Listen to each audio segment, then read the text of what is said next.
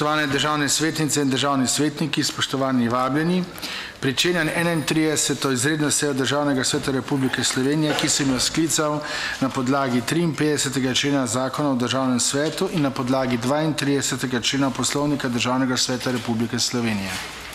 Opravičili so se državna svetnica Bojana Potočan, magistra Darja Kuzmanič-Korva, Rajko Fajt, dr. Jan Vid Golob in Alojz Glavač. Na sejo je bila vabljena Milojka Kolar Celarc, ministrica za zdravje. O sklicu seje sem obvestil predsednika Državnega zbora Republike Slovenije dr. Miljana Brgleza in predsednika vlade Republike Slovenije dr. Mira Cerarja. Sklicem 17.7.2017 ste prejeli naslednji dnevni red. Prvič, predlog odloženega veta na zakon o spremembah in dopolnitvah zakona o zdravniški službi.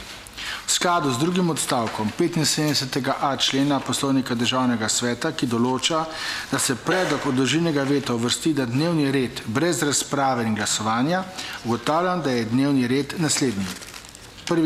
Prva točka, predlog odloženega veta na zakon o spremembah in dopolnitvah zakona o zdravniški službi. Torej, prehajamo na prvo točko dnevnega reda. Najprej seveda lep pozdrav našim gostom, to je ministrici za zdravje gospe Milojki Kolar Celarc, prav tako gospe Majdi Hostnik, vodi kabineta Ministrstva za zdravje, ter Tanji Mate, generalni direktor Direktorata za zdravstveno varstvo. Lep pozdrav. Državni zbor je zakon sprejel na 32. seji 12.7.2017 in ste ga prejeli po elektronski pošti s sklicem. Predlog odloženega veta, ki ga je predlagala Komisija za lokalno samoupravo in regionalni razvoj, ste tudi prejeli po elektronski pošti s sklicem izredne seje. Predlog odloženega veta je obravnavala Komisija za socialno varstvo, delo, zdravstvo in invalide. Poročilo komisije in predlog zahteve Državnega sveta, da Državni zbor pred razglasitvijo zakona o njem ponovno odloča, ste prejeli na klop. Prosim, da morebitne amandmaje k predlogu zahteve vložite v pisni obliki. Predlagam, da pričnemo z obravnavo predloga odloženega veta zahtevo, da Državni zbor pred razglasitvijo zakona o njem ponovno odloča. Sedaj pa sprašujem, ali želi predstavnik predlagatelja odloženega veta podati obrazložitev. Izvolite, besedo ima državni svetnik Miloš Pohole. Hvala za besedo, lep pozdrav sem. Zakon o spremembah in dopolnitvah zakona o zdravniški službi vsebuje določbe, s katerimi se Zdravniška zbornica Slovenije ne strinja in za katere menimo, da so mladim zdravnikom in sistemu izobraževanja v škodo. Za sprejem in uvedbo sprememb, ki jih uvaja zakon, je nujno sodelovanje in konsens s strokovno javnostjo, kamor sodijo najmanj vse zdravniške organizacije. Zakon je potreben temeljite prenove tudi v ostalih določbah, na kar že leta opozarja resorno ministrstvo tudi strokovna javnost. Parcialne spremembe krovnega zakona, ki ureja zdravniško službo, so do zdaj prinesle le malo dobrega, posamezne določbe pa so zdravnikom in javnim zdravstvenim ustanovam prinesle več škode kot koristi. Po našem mnenju se s tem zakonom posega v zahteven sistem razpisovanja specializacij, ki trenutno ne predstavljajo posebnega problema in ne rešujejo nobene trenutno akutne težave, ki jih v zdravstvu ne manjka. Ministrstvo za zdravje se je odločilo, da bo spremenilo zakon, ki ureja zdravniško službo, brez posvetovanja in sodelovanja javnosti in na tak način negotov položaj potisnilo predvsem mlade zdravnike. V zakonu ni določeno ustrezno načrtovanje potrebnega števila zdravnikov specialistov. Prav tako še ni pripravljena mreža za sekundarni nivo, na katero se spremembe opirajo in ki jo pristojna ministrica že dalj časa obljublja. Zakon uvaja razpis za znanega izvajalca zdravstvene dejavnosti. Zdravniška zbornica Slovenije tako za potrebe mreže javne zdravstvene službe dvakrat letno objavi javni razpis, ki se lahko nanaša na območje celotne države ali na posamezne izvajalce zdravstvene dejavnosti. Hkrati lahko zbornica objavi tudi javni razpis specializacij za znanega plačnika. Tak razpis za znanega izvajalca ne bo namenjen le primarnemu nivoju in reševanju kadrovske stiske posameznih bolnišnic, kot to zagotavlja resorno ministrstvo, ampak bodo izvajalci začeli izvajati pritiske na resorno ministrstvo in se bo objavljalo samo še razpise za znanega izvajalca, nacionalni pa bo šel v pozabo.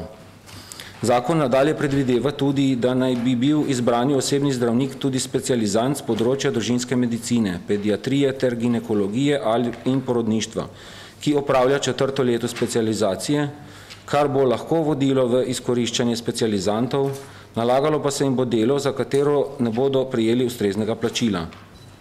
Omenjeni predlog zmanjšuje varnost pacientov, ki bi jih obravnaval zdravnik specializant po opravljenih 3 letih svoje izbrane specializacije in prenaša prevelik del odgovornosti na mlade zdravnike, ki za samostojno delo še niso usposobljeni.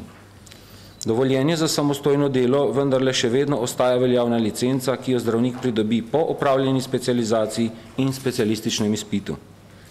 Zakon določa, da predlog razpisa specializacij pripravi 5-članski odbor, sestavljen iz predstavnikov Ministrstva za zdravje, Zbornice, NIJZ in Združenja zdravstvenih zavodov Slovenije. Tak predlog ni ustrezen, ker ne upošteva mnenja stroke, ki jo v tem primeru predstavljajo koordinatorji za posamezna specialistična področja. Pri pripravi razpisa se omenja tudi mreža javne zdravstvene dejavnosti, ki je v Sloveniji še ni. Zakon o spremembah in dopolnitvah Zakona o zdravniški službi vsebuje določbe, za katere menimo, da so mladim zdravnikom in sistemu izobraževanja v škodo. Ta zakon bo spodbudil še več odhodov mladih zdravnikov v tujino in povzročil, da bomo čez nekaj let v Sloveniji brez mladega zdravniškega kadra. Hvala. Hvala lepa državnemu svetniku Milešu Poholetu. Sedaj pa sprašujem, ali želi besedo predstavnica predlagatelja zakona. Izvolite. Besedo ima ministrica za zdravje, gospa Milojka Kolar Celarc. Dober dan, lepo pozdravljeni, spoštovani predsednik državnega sveta, spoštovane svetnice, svetniki, drugi udeleženci. Predlog zakona o spremembah in dopolnitvah zakona o zdravniški službi smo vam podrobno predstavili tako na Komisiji za socialno varstvo, delo, zdravstvo in invalide, kot tudi na samem plenarnem zasedanju državnega sveta. Kot veste, je predlog zakona sprejel tudi državni zbor. Se pravi, da so poslanci državnega zbora prepoznali dobrobiti, ki jih prinaša ta zakon za celotni zdravstveni sistem. S tem zakonom sledimo usmeritvam resolucije o nacionalnem planu zdravstvenega varstva za obdobje 2016-2025, ki smo ga poimenovali skupaj za družbo zdravja, ki so jo prav tako potrdili poslanci državnega zbora. Ta v okviru podpoglavja solidarno, pravično in vzdržno financiranje zdravstvenega varstva kot specifičen cilj določa tudi, citiram, s pravicami čim bolj polno obvezno zdravstveno zavarovanje, ki je očiščeno vsebin, ki vanj ne sodijo, kot so na primer financiranje specializacije zdravnikov, pripravništva in podobno. In glede na to, da ste bili s predlogom zakona že podrobneje seznanjeni in ste ga sprejeli, mi dovolite, da danes z argumenti demantiram navedbe predlagateljev odložilnega veta. Prva trditev. Neusklajevanje in izločanje javnosti iz priprave zakona. To ne drži. Saj se je Ministrstvo za zdravje, Zdravniško zbornico Slovenije usklajevalo vse od marca letošnjega leta. Poudarjam, da smo na željo predsednice zbornice upoštevali tudi vse predloge, ki se nanašajo na njeno lažje upravno delovanje. Pri tem mislim na poenostavljeno vročanje odločb po članarini. Z zakonom prav tako ohranjamo tudi vse ključne vsebinske in strokovne vzvode zdravniške zbornice. Tako v skladu z 9. členom zakona zbornica določa razpisne pogoje, merila in kriterije za izbiro, natančnejši postopek odobritve in potek specializacije, vključno z določitvijo obveznih izobraževanj specializanta in obvezne minimalne dosegljivosti ter fizične prisotnosti mentorjev. Druga trditev predlagateljev veta. Možnost razpisa specializacij za znanega izvajalca zdravstvene dejavnosti. Pri tem poudarjam, da zakon v 8. členu jasno določa, da se mora najmanj 10% vseh specializacij določiti za območje celotne države. Odstotek je lahko tudi večji, če izvajalci zdravstvenih dejavnosti ne izrazijo svojih specifičnih potreb. Še posebej pa me čudi, da temu nasprotujejo prav župani, saj je ministrstvo sledilo potrebam lokalnih skupnosti, da bodo javni zavodi lahko dobili dovolj specializantov in posledično specialistov v svojih lokalnih okoljih. Vemo, da nas pesti pomanjkanje specialistov družinske medicine, ki opravljajo svoje nesebično delo v zdravstvenih domovih, ki so v pristojnosti lokalne skupnosti oziroma županov. In prav določba je temu namenjena, da čim prej zadostimo pomanjkanje določenih specializacij, tako na lokalnem nivoju, kot v določenih regijskih bolnišnicah, kot so recimo to Trbovlje, področje Koroške, Ptuja in še bi lahko naštevala. Naslednja trditev predlagateljev. Izkoriščanje specializantov družinske medicine, pediatrije, ginekologije in porodništva, ki bodo lahko v 4. letu specializacije že opredeljevali paciente kot izbrani osebni zdravniki. Tudi ta očitek je popolnoma zavajajoč. Zakon namreč v 10. členu izrecno določa, da se mora specializant pisno strinjati, da prevzame vlogo izbranega osebnega zdravnika in se ga v opravljanje omenjenega dela ne bo sililo. Prav tako je odveč strah glede varnosti pacientov, saj isti člen določa jasne obveze mentorja. Slednji mora biti specializantu stalno na voljo za posvetovanje, prav tako mora potrditi pripravljenost in sposobnost zagotoviti mentorstvo specializantu v primeru opredeljenih pacientov ter s podpisom potrditi, da je specializant pridobil ustrezno znanje, izkušnje in veščine za samostojno upravljanje del izbranega osebnega zdravnika. In tudi s to določbo se je strinjala zdravniška zbornica, kot tudi to je bila zahteva sindikata Fides zdravnikov in zobozdravnikov in je to del podpisanega sindikalnega sporazuma.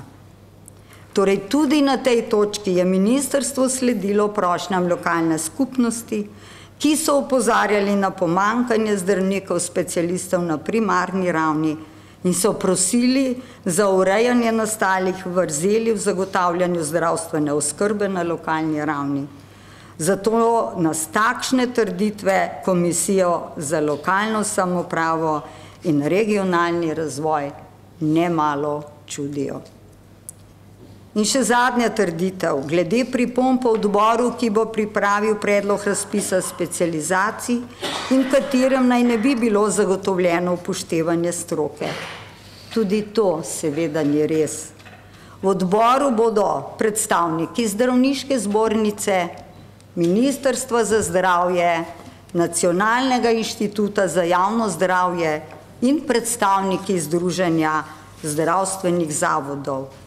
V vseh teh 4 organizacijah so seveda tudi zdravniki, ki že v sedanjem sistemu skupaj s soodločanjem pravnikov zdravniške zbornice in Ministrstva za zdravje odločajo o razpisih. Predlagatelji odložilnega veta navajajo, da je zakon v škodo mladim zdravnikom, da bo spodbudil še več odhodov mladih zdravnikov v tujino in povzročil, da bomo čez nekaj let v Sloveniji ostali brez mladega zdravniškega kadra. Menimo ravno nasprotno. Prav zaradi zagotavljanja premostitvenega obdobja od zaključka študija pa do pridobitve specializacije ponovno uvajamo tako imenovani sekundariat. S tem omogočamo mladim zdravnikom, da so po opravljenem pripravništvu in med čakanjem na specializacijo zaposleni še 6 mesecev, namesto da pristanejo na Zavodu za zaposlovanje. Hkrati se jim ta čas že všteva obdobje specializacije in ta pridobljeni dodatni čas bo na podlagi določb po razpisu specializacij 2-krat letno zagotovo zadostoval za pridobitev mesta za specializacijo. Poleg tega zakon po novem izvajalcem, tako bolnišnicam kot zdravstvenim domovom nalaga, da so dolžni v enem mesecu po specialističnem izpitu zdravnika zaposliti za nedoločen čas, kar povečuje socialno varnost specializantov in mladih zdravnikov. V času priprave zakona je ministrstvo intenzivno sodelovalo s predstavniki mladih zdravnikov te skoraj v celoti do popolnosti uskladilo njihove predloge v dikcijo zakona. In prav tako se je tudi zdravniška zbornica strinjala z temi rešitvami, za kar seveda tudi obstajajo dopisi in dokumentacija na ministrstvu. Ves čas svojega mandata poslušam, da je potrebno za zdravstvene storitve zagotoviti več denarja. S sprejemom zakona v državnem zboru sem to tudi dosegla. In sicer v 4 letih, začenši že z letošnjim letom, bomo zato za 80 milijonov razbremenili zdravstveno blagajno izdatkov, ki ne sodijo v njihov okvir, ker so to naloge države in državnega proračuna. In s tem zakonom že letos dobivamo 23 milijonov evrov, ki jih bomo namenili realizaciji enkratnega dodatnega programa za skrajševanje čakalnih dob. V preteklosti žal so se prepogosto neselektivno prenašali izdatki plačevanja, obveznosti izobraževanja zdravnikov in drugih zdravstvenih delavcev iz državnega proračuna na zdravstveno blagajno, čigar naloga pa je, da s prispevki nas vseh financiramo zdravstvene storitve in ne izobraževanje. In ta zakon torej pomeni dodatnih 80 milijonov za zdravstvene storitve. In teh 23, ki jih bomo dobili že takoj po dokončne potrditvi zakona, kjer se že izvaja enkratni dodatni program skrajševanja čakalnih dob in so vidni tudi že prvi rezultati. In naj na koncu dodam, da bo zadeva še bolj razumljiva, kaj pomeni za naše zdravstvo 23 milijonov, 4532 dodatnih endoprotez kolka ali 6534 operacij hrbtenice ali 5757 perkutnih posegov na srcu, srčnih zaklopk ali 6008 operacij raka prostate. In če res veljajo argumenti in če hočemo dobro tako državljanom kot zdravstvenim izvajalcem, potem sem prepričana, da boste predlog odložilnega veta zavrnili. Hvala. Hvala lepa ministrici za zdravje, gospe Milojki Kolar Celarc. Sedaj pa sprašujem, ali želi besedo predstavnik Komisije za socialno varstvo, delo, zdravstvo in invalide. Izvolite, besedo ima predsednik komisije, magister Peter Požun. Hvala za besedo, gospod predsednik, spoštovana svetnica, svetniki, ministrica. Komisija za socialno varstvo, delo, zdravstvo in invalide Državnega sveta je danes obravnavala predlog odložilnega veta na zakon o spremembah in dopolnitvah zakona o zdravniški službi, ki ga je obravnaval Državnemu svetu predložila Komisija za lokalno samoupravo in regionalni razvoj. Po predstavitvi predloga veta in obrazložitve predlagateljice ter razpravi je komisija odločila, da odložilnega veta ne podpira. Odločitev smo sprejeli z 9 glasovi proti in 1 za. Hvala. Hvala lepa. predsedniku komisije magistru Petru Požunu. Sedaj pa sprašujem, ali želijo besedo predstavniki interesnih skupin. Izvolite. Besedo ima državni svetnik Milan Lukić. Hvala za besedo, gospod predsednik. Spoštovana državna svetnica, spoštovani državni svetniki, spoštovana gospa ministrica, lepo pozdravljeni. Interesna skupina delodajalcev je obravnavala predlog odložilnega veta, ki ga je vložila Komisija za lokalno samoupravo in regionalni razvoj. Sklep je, da odložilnega veta ne podpiramo. Posebej pa bi rad izpostavil naše skupno stališče, in sicer, ki je nasplošno znano in znano tudi gospe ministrici, da bi delodajalska stran veliko raje videla, če bi imeli sprejet kompleten paket vseh zakonov, ki urejajo področje zdravstvenega varstva, kakor pa zgolj to, da imamo sprejet predmetni zakon. Naša naloga se je bila opredeliti do argumentov takšnih, kakršni so v pisni obliki navedeni, in argumenti nas bodisi ne prepričajo, bodisi pa po svoji vsebini tudi v celoti ne držijo. Zato, kot rečeno, stališče interesne skupine delodajalcev je, da se odložilni veto naše strani ne podpira. Hvala. Hvala lepa državnemu svetniku Milanu Lukiću. Želi še kdo besedo od predstavnikov interesnih skupin? Če ne, odpiram razpravo in sprašujem, ali želi besedo državna svetnica oziroma svetniki. Izvolite, besedo ima državni svetnik magistr Peter Požun. Hvala za besedo. Kot predstavnik interesov zdravstva se seveda moram tu oglasiti in morda odstreti kakšno tančico tega zdravstva in tega zakona. Dolgo časa sem v zdravstvu, poznam ljudi in določene dikcije v predlogu odložilnega veta so takšne, kot bi jih pisali moji kolegi v Fidesu ali pa zdravniški zbornici.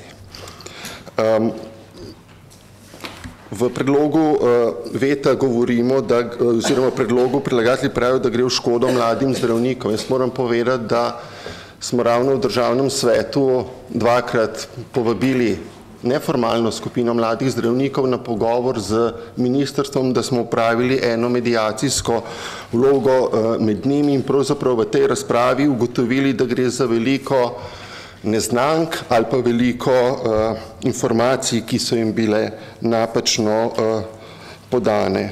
Namreč ta sistem je za njih zelo dober. Namreč zdaj so na Zavodu za zaposlovanje in sami veste, da je to velik problem, ko se o tem govori. Zdaj se uvaja dodatnih 6 mesecev sekundarjata, se pravi delo, plača, pridobivanje izkušenj, mogoče tudi spoznavanje novega delodajalca. Res pa nekaj je, da teh 6 mesecev morda ne bodo vsi v Ljubljani ali pa v Mariboru, da bo kdo moral je tudi malce stran, ampak vse to je edino prav, vse je treba zagotoviti delo po celotni Sloveniji in marsikdo bo spoznal, da ni slabo biti zdravnik v kakšnem manjšem kraju ali pa manjši bolnišnici. V tem času sekundarjata sta tudi 2 razpisa, kar pomeni, da bodo se lahko prijavljeni na te razpise imeli več možnosti, da dobijo specializacijo, se pravi, da bodo hitreje potem lahko prišli do svoje željene specializacije. In ta zakon jim dovoljuje, da ko končajo eno specializacijo, v breme proračuna delajo še drugo specializacijo, se pravi še nadaljnjih 5 ali 6 let tega usposabljanja jim je plačano. V navedbi je govora tudi o dosedanji sistem specializaciji dober. Če bi bil dober, se direktorji zdravstvenih domov in bolnišnic ne bi toliko upirali temu sistemu. Res je, da obstajajo koordinatorji, in te koordinatorji res odločajo. Večinoma so iz Ljubljanskega kliničnega centra in pa iz Maribora. In Bog je najprej sam sebi brado ustvaril, potem je šele pomislil na vse ostale. V tem odboru, ki ga zdaj uveljavlja zakon, je pa ravno to, daje se moč, da povemo, kakšne specialiste rabimo, tudi nam, ki smo odgovorni za menedžiranje zdravstvenega sistema. In ni res, da ne bo noter stroke.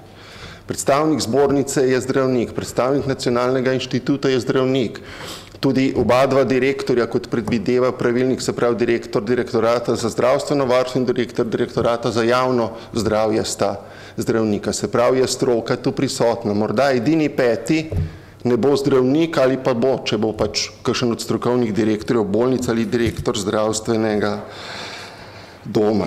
Zato je za nas, ki menedžiramo bolnišnice, zdravstvene domove, zelo pomembno, da imamo možnost soodločanja. Kajti, če bi bil sistem specializacij dober, se ne bi soočali z akutnim pomanjkanjem anesteziologov UKC Maribor. Ne morejo upravljati operacijskega programa. Zdravnike vozijo iz celotne Hrvaške, da jim tu znotraj tega pomagajo. Nimamo revmatologov v Sloveniji. 15 nam jih manjka, v 20 letih jih niso bili sposobni 15 producirati. Tam so čakalne dobe najdaljše. Manjkajo pediatri. Gorenjska, Zgornja oziroma Poljanska dolina in Sorška dolina sta popolnoma brez pediatra. Pediatr manjka recimo v bolnici Šentvid pri Stični, nikakor direktorca ne more dobiti tega pediatra. Bolnica Trbovlje si prizadeva za pediatra, ki ga tudi nikakor ne more dobiti. Zdaj bodo pa ravno oni prvi podali zahteve, zaprosila in njihove te potrebe se bodo upoštevale, manj pa akademski nivo odločanja o specializacijah. Ko smo se pogovarjali z mladimi zdravniki, so nam povedali nekaj, pa imam tule zapisano oziroma iz njihovega sporočila dovolite, da citiram. Zdravniška zbornica je že pred leti obljubila, da se bo zavzela, da se bodo namesto regijskih razpisov uvedli nacionalni razpis, na podlagi katerih bodo vsi zdravniki po končani specializaciji na razpolago za zaposlitev v Sloveniji in izvajalci naj bi se potem za njih v navednicah borili na način, da bi jim ponujali čim bolj ugodne pogoje za zaposlitev, višje plače, brezplačna stanovanja, zaposlitve za zakonce, brezplačne vrtce. Konec citata. Sami veste, da to enostavno ni možno, kajti če bi bilo vse to možno, se manjši kraji ne bi spopadali z pomanjkanjem zdravnikov. Tudi ko govorimo o predeljevanju pacientov, gledajte, specializant družinske medicine ima za sabo 6 let študija, ima za sabo 3 leta specializacije. In mi pravimo, v 4. letu specializacije nič ne znaš, nič ne moraš delati. Ampak to vendar ne more držati. Glejte, še 15 ali pa 20 let nazaj je bil tako imenovani splošni zdravnik, zdravnik je končal medicinsko fakulteto, takrat je trajala 5 let, plus 1 leto pripravništva. Po 6 letih je on prevzel ambulanto. Mnogi od nas imamo še vedno istega izbranega zdravnika in smo z njim čisto zadovoljni. Zdaj pa pravimo, da ta zdravnik po 11 letih ne zna nič. Kajti v praksi veste, kako je. Ta zdravnik v 4. letniku končuje specializacijo, v sredo ima specialistični izpit, ko še nič ne sme, v 4. pa razporedimo na 24-urno dežurstvo. Skratka, te mladi zdravniki bodo v veliko pomoč ravno lahko v teh manjših krajih, kjer bodo lahko predeljevali pacienti. In še okrog odhodov v tujino. Predsednica zdravniške zbornice je govorila o številu potrdil o dobrem imenu, ki jih izdajo v zbornici. Glejte, vsi zdravniki, ki želijo upravljati čezmejne storitve, recimo, da grejo popoldne delati v Italijo ali pa Avstrijo ali pa vzamejo pri nas dopust, pa 3 dni delajo v Srbiji ali pa v Bosni in Hercegovini, se morajo tam začasno upisati v register, tako kot se morajo drugi, ki pridejo k nam. Za začasni upis register rabijo potrdilo o dobrem imenu. Se pravi, da pri nas zoper njih ne teče nikakršen postopek. Zato je takšno število, kajti verjemite mi, veliko število jih odhaja delati v tujino. Ker tako potrdilo velja samo 6 mesecev, ga morajo stalno obnavljati. To je misterija tega velikega števila. O tem, koliko mladih zdravnikov je Slovenijo zapustilo, žal nihče nima podatka. In še nekaj, pred leti je zdravniško društvo napravilo na srečanju mladih zdravnikov, ki delajo v tujini, eno raziskavo, zakaj so pravzaprav odšli. Prvi razlog so bili slabi medsebojni odnosi in odnos starejših kolegov do njih.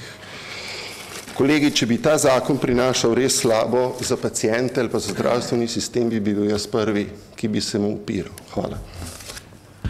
Hvala lepa državnemu svetniku magistru Petru Požunu. Želi še kdo razpravljati? Če ne, potem zaključujem razpravo. In sprašujem, ali želi predstavnica predlagatelja zakona podati dodatno obrazložitev?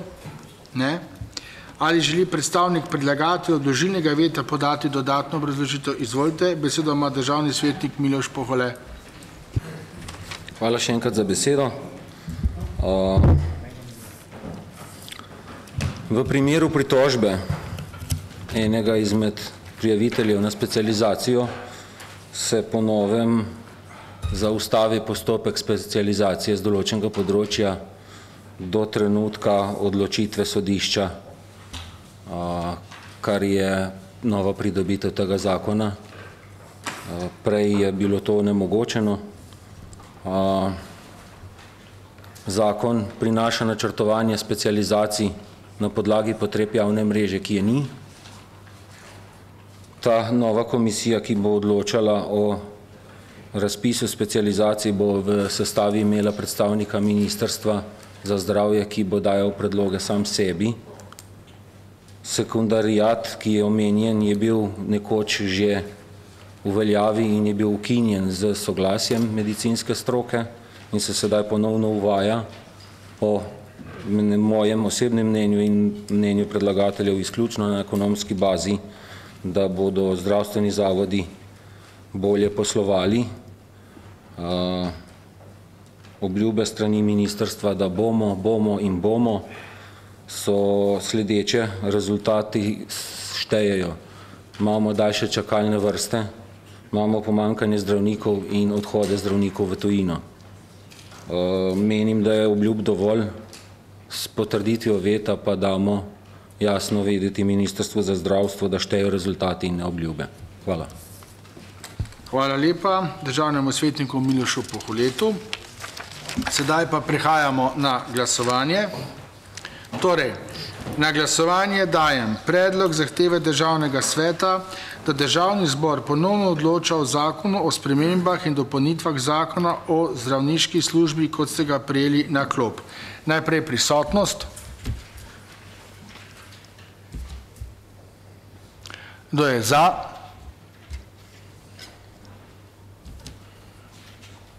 Kdo je proti?